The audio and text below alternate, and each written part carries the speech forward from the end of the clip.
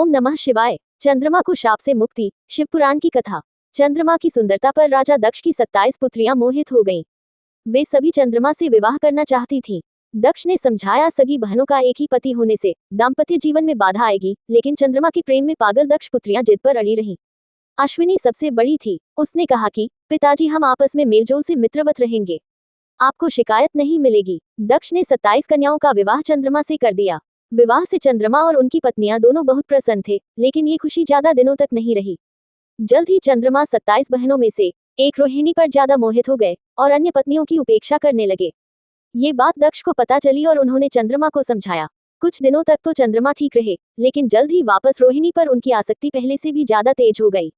अन्य पुत्रियों के विलाप से दुखी दक्ष ने फिर चंद्रमा से बात की, लेकिन उन्होंने इसे अपना निजी मामला बताकर दक्ष का अपमान कर दिया। दक्ष प्रजापति थे, कोई देवता भी उनका अनादर नहीं करता था।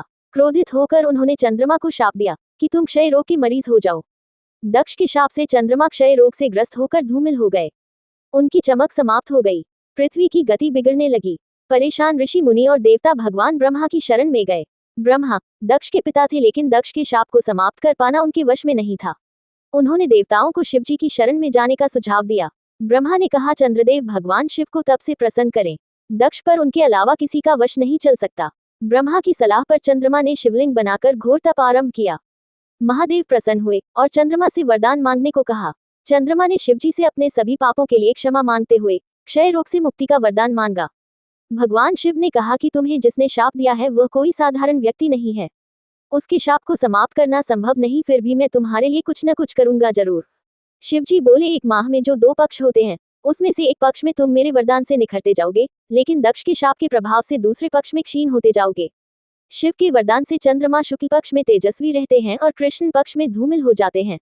चंद्रमा की स्तुति से महादेव जिस स्थान पर निराकार से साकार हो गए थे, उस स्थान की देवों ने पूजा की और वह स्थान सोमनाथ के नाम से विख्यात हुआ। चंद्रमा की वे 27 पत्नियां ही 27 विभिन्न नक्षत्र हैं। ओम नमः शिवाय।